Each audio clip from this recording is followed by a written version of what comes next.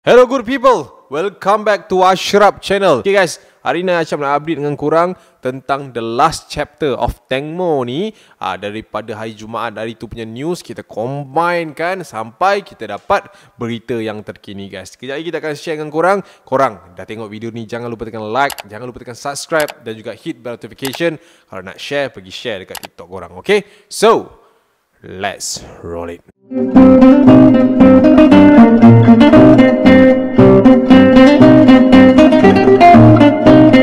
Macam kita tahu, Jumaat lepas 11 hari bulan 3 2022, di mana mereka mengadakan satu hari penghormatan untuk Tengmo. Kira hari baik untuk Tengmo lah. Hari untuk kita kalau nak nangis pergi nangis, kalau nak bagi ucapan ke pergi bagi ucapan, bagi penghormatan terakhir untuk Tengmo. Dia orang buat hari macam tu. So macam kalau susah nak faham, dia lebih kurang macam tahlil lah, tahlil kot. Lebih kurang lah, tapi bukan tahlil lah kan. Tahlil agama Islam saja. Okay guys, dekat situ memang banyak orang kata apa, spekulasi yang berlaku. Antara spekulasi yang pertama berlaku adalah di mana ketibaan PA dia, si Ketik tu datang untuk memberi penghormatan terakhir untuk rakan baiknya Tengmo. Okey, menurut media Thailand, diorang buat cerita lah. Dia kata yang Ketik ni tak dapat masuk pun ke dalam tempat Tengmo tu, dia kerana orang kat situ marah dekat dia, halau dia, and tak bagi dia berdekatan langsung dengan apa yang diorang tengah buat tu. Tapi guys,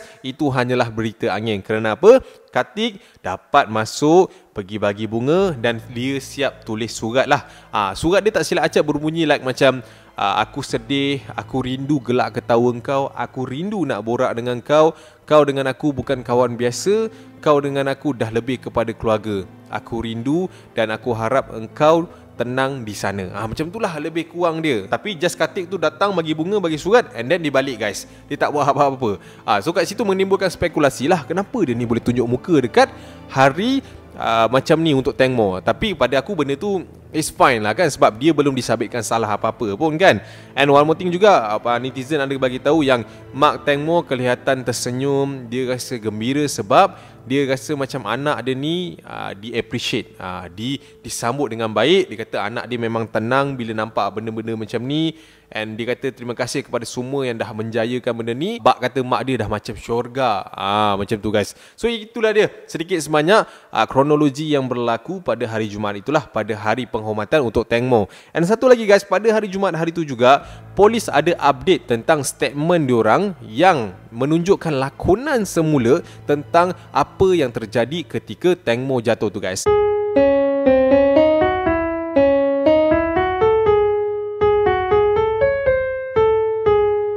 Seperti yang kita tahu guys, suspek-suspek ni ada bagi tahu yang dekat dalam bot tu masing-masing tak perasan masa Tengmo ni jatuh. Yang perasan hanyalah Sen. Okey, menurut statement polis, dia menceritakan semula, dia mengimajinasikan kita semula tentang apa yang terjadi pada hari tersebut. Menurutnya pada waktu tu si Tengmo ni startingnya dia dekat depan. Dia dekat depan dengan seorang lelaki, dia pergi buat ala-ala Titanic lah. So bila dah macam tu, dia dah rasa sejuk, dia rasa nak kencing guys. Tengmo pun pergi ke belakang. Yang dekat belakang tu hanya ada Sen sahaja. So menurut apa yang polis cakap, waktu tu Sen memang tengah baring dekat belakang bot. Tengmo pun cangkung kencing. So dia pun berpaut lah dekat kaki Sen. Tiba-tiba guys, out of nowhere, pemandu bot dia pergi tukar gear untuk melajukan bot tersebut. Akibat tak keseimbangannya Tengmo tu, sebab tadi tu Tengmo tengah betulkan baju dia, and Tengmo pun tergelincir jatuh ke bawah guys. And menurut polis juga, mungkin dekat bawah tu kan dia ada macam gear untuk sedut air kan kat bawah tu kan.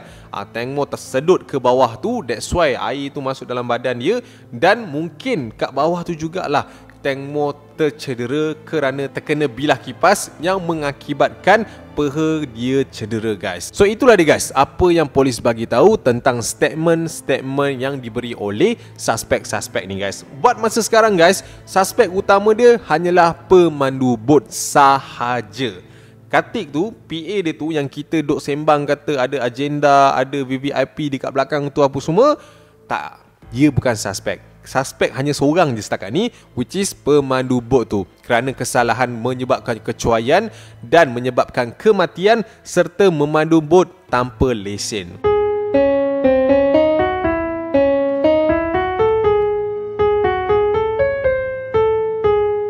Setelah polis hampir mengklasifikasikan kes ni sebagai kes kemalangan guys, ada seorang doktor di bahagian forensik ni mendesak, sangat-sangat desak lah kepada pihak yang berkenaan. Kerana apa? Dia kata yang Teng Mo ni bukan mati lemas alat-alat. Alat-alat ni maksudnya macam bukan mati lemas macam orang lain mati lemas, dia kata. Sebab bengkak, kecederaan dan apa-apa kesan yang ada dekat badan ataupun mayat Teng Mo tu guys, menurut Dr. Potik ni, dia memang kata dia tahu punca-punca tu datangnya daripada mana. Contoh, macam kita nampak lebam dekat mayat Teng Mo kan, kat belah mata kan. Dia kata itu bukan lebam biasa ataupun lebam jatuh. Dia ada disebabkan something. Cuma dia tak nak cakap saja. Dia nak polis sendiri siasat, and polis sendiri bagi statement officially yang Teng Mo ni bukanlah jatuh sebab kemalangan, tapi ada dalang di sebalik semua benda ni. So Dr. Potik ni pun kata dia merayu untuk pihak polis buat forensik secara dalaman dan mayat dia dibedah untuk kali kedua guys. Kau nampak tak? Dia desak baik punya. So polis ni pun waktu tu dia macam dah 50-50 tau guys. Sebab apa? Time ni polis dia nak jagalah credibility dia kan. Tapi dalam masa yang sama guys, lepas je Dr. Potik tu cakap macam tu, kes ni dah sampai worldwide, dah sampai internationally dah guys. Dekat Indonesia kecoh, dekat Malaysia kecoh, Singapura, Vietnam, Filipin, macam-macam negara lah yang telah pun dapat berita Teng Mo ni. Dan ini bukan kes kecil dan bukan kes untuk tutup mulut, tutup mata. So sekarang ni orang tengah tengok, is it Thailand ni memang mengutamakan keadilan ataupun tidak?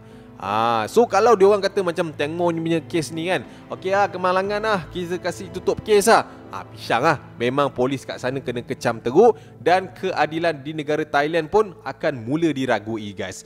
That's why ada timbalan menteri yang campur tangan dalam kes ini. Dia mendesak untuk menteri atasan buat balik kali kedua punya pembedahan, sebab dia kata ini melibatkan negara dia juga. Dia push teguh Perdana Menteri dekat atas tu, bukan Perdana Menteri lah, acap rasa macam menteri atasan lah kan, untuk buat kali kedua siasat betul-betul dan bagi keadilan sebaik-baiknya untuk kes Teng Mo ni. Negara lain tengah memerhati ni, takkan kau nak buat slack kat negara sendiri dah. Kalau boleh dia tak nak cut it short dah, dia tak nak ambil shortcut untuk kes-kes macam ni. Biar panjang asalkan selesai dengan cara yang adil. Okey, menurut apa yang media keluarkan, apa yang polis bagi tahu, 13 hari bulan ni merupakan hari untuk pembakaran mayat Teng Mo guys. Kalaulah menteri ni tak setuju untuk sign untuk diberi buka balik siasatan untuk kali kedua, maknanya kes Teng Mo ni akan ditutup dengan kes kemalangan saja guys.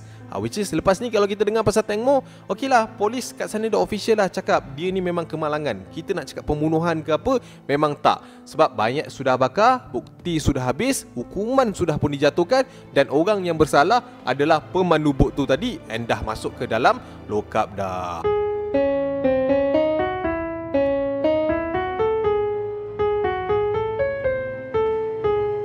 Cap tak rasalah yang kes ni diorang nak senang-senang settlekan, senang-senang nak jatuh hukum apa semua kan. Sebab keadilan belum dapat ditegakkan lagi guys. Okey, menurut apa yang Acap baca, ketika upacara yang berlaku dekat Gereja Liberty Bangkok pada 11 hari bulan hari tu, mereka ni sebenarnya dah nak menghujungkan dah kes ni, which is dah nak settle dah kan. Sebab kalau ikut jadual guys, 13 Mac, which is semalam, mereka akan buat perundingan semula tentang siasatan semula mayat Teng Mo ni. Dijadualkan juga 14 hari bulan, bermakna hari ni adalah upacara pembakaran macam pengubumian untuk si Teng Mo ni berlaku guys. Tapi disebabkan atas desakan doktor dan juga beberapa bukti yang lain guys, serta apa yang diperkatakan oleh sukarelawan yang pertama ketika mayat Teng Mo ni dijumpai, keadaan dia sangat-sangatlah berbeza seperti apa yang pihak polis katakan guys. So bila benda tu keluar and then statement-statement ni mula viral guys,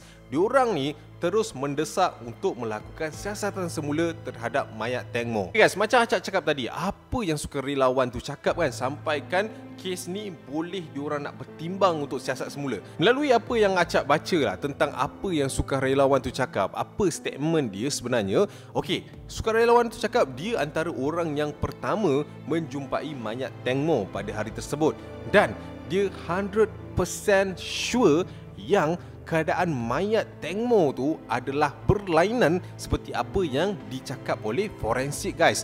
Kenapa? Dia kata, aku jumpa mayat ni 100% sure yang mata Teng Mo waktu tu hanya sebelah sahaja yang terbuka, dan sebelah lagi terbuka ketika kita orang naikkan dia atas.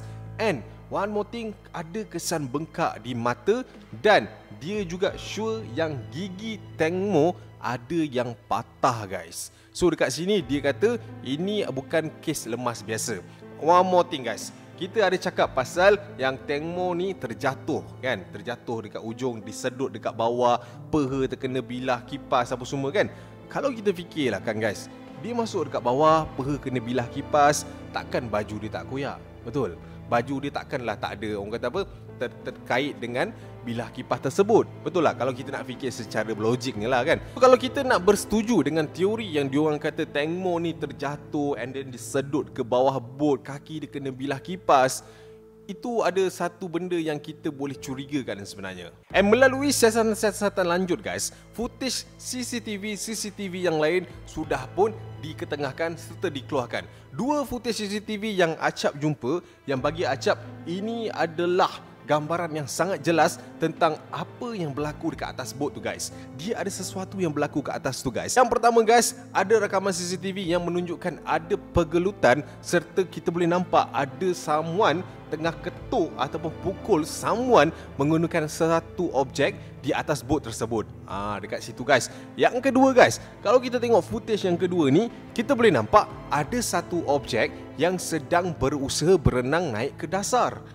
Kita boleh tengok bayang dia, kita boleh nampak ada kepala dekat situ, and diorang mendakwa itu adalah Teng Mo yang dipukul dan dicampak keluar, dan dia masih lagi hidup dan dia sedang berusaha untuk menyelamatkan diri. Tapi malang nasib dia, dia punya gerakan tu dihidu oleh pihak-pihak yang ada dekat atas bot tu, dan dia diheret semula ke dalam sungai dan dibawa serta dilemaskan guys. So kan, pada 13 hari bulan semalam, kelulusan telah pun diberikan untuk mereka melakukan pembedahan kali kedua di unit forensik guys. Timbalan menteri yang mendesak supaya kes ni dibuka semula dan disiasat semula telah pun diluluskan oleh Perdana Menteri mereka pada waktu ini guys. So sekarang kita tengah tunggu forensik kali kedua untuk cerita yang baru, which is hari ni diorang tak jadi nak bakar mayat Teng Mo. So kita mungkin akan dengar lah, mungkin ada update-update terbaru. Kita haraplah ada satu keadilan yang telus serta ending yang baik untuk kes ini guys. Sebab orang-orang macam ni kita tak nak bagi dia lepas lah kan. Dia dah macam cerita Korea amat. Aku selalu tengok benda-benda macam ni dalam cerita Korea tau. Orang politik atasan kan buat hal apa semua, di cover lalas kantoi dengan hero dia. Tapi dalam ni kita tak tahulah siapa hero dia. And menurut semua juga sekarang mak dia pun tengah macam more tu berserah je. Sebab aku pun macam tak berkenan sangat tau dengan mak si Teng Mo ni kan. Bab duit hari tu kau main tegas lagi, tapi bila bab-bab macam ni dia macam gitulah kan. Tapi tak apa, kita tunggu lagi update yang akan datang. Untuk sekarang macam Acap cakap, suspek dia hanya satu, which is pemandu bot tu. Katik tu bukanlah suspek, dan juga yang lain juga bukan suspek, hanyalah saksi. And then kita jumpalah di video akan datang. Kalau ada update yang terbaru, kita akan update lagi, okay? So I see you when I see you guys. Assalamualaikum. Wacau lu. Bye.